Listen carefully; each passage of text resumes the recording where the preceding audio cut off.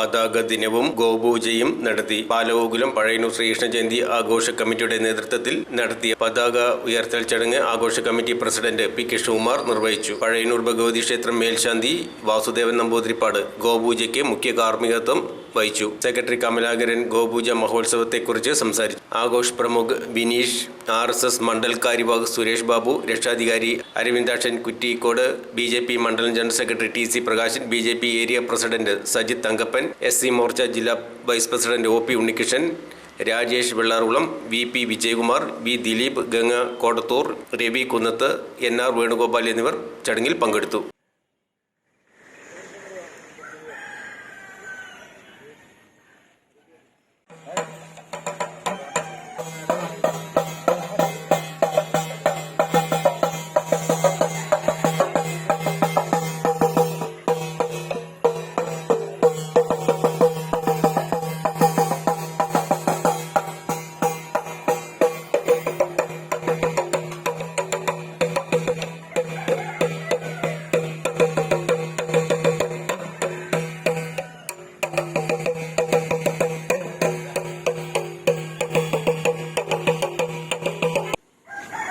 നമ്മുടെ ആർഷഭാരതത്തിൻ്റെ സംസ്കാരം, സനാതനധർമ്മത്തിൻ്റെ സംസ്കാരം അനുസരിച്ച് പഞ്ചഭൂതങ്ങളെയും അതുപോലെ തന്നെ എല്ലാ പക്ഷിമൃഗാദികളെയും ആരാധിക്കുക എന്നുള്ളൊരു സംസ്കാരം കൂടെ നിലനിൽക്കുന്നുണ്ട്. പ്രത്യേകിച്ച് അത് കാലത്തിൻ്റെ കൂടെ ഒരാവശ്യമാണ്.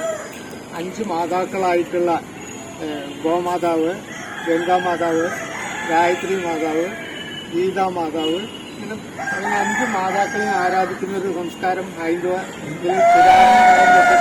നിലനിൽക്കുന്നതാണ്.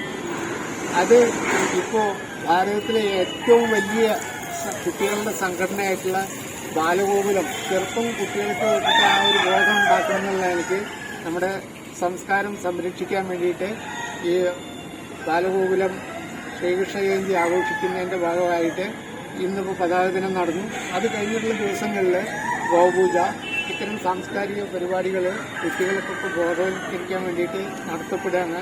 അതിൻ്റെ ഭാഗമായിട്ടാണ് ഇന്ന് പഴയന്നൂർ അമ്പലത്തിലും നമ്മൾ ഗോപൂജ സംഘടിപ്പിച്ചിട്ടുള്ളത്. ഇത് വേണ്ടത്ര പ്രചാരം കൊടുത്ത് എല്ലാ കുട്ടികളെയും ബോധവൽക്കരിക്കാൻ എല്ലാ ഏരിയയിലും, പഴയന്നൂർ ബാലഗോകുലം യൂണിറ്റിൻ്റെ അത് കേന്ദ്രീകരിച്ച് പഴയന്നൂർ മാത്രം നടക്കുന്നത്. പക്ഷേ നമുക്ക് 14 സ്ഥലങ്ങളിൽ നിന്ന് ശോഭായാത്രകളൊക്കെ വരും. അവിടങ്ങളിലൊക്കെയും ഇതേപോലെ പരിപാടികൾ തുടർന്നുള്ള ദിവസങ്ങളിൽ നടത്താൻ എല്ലാവരും ശ്രമിക്കണം. മാത്രം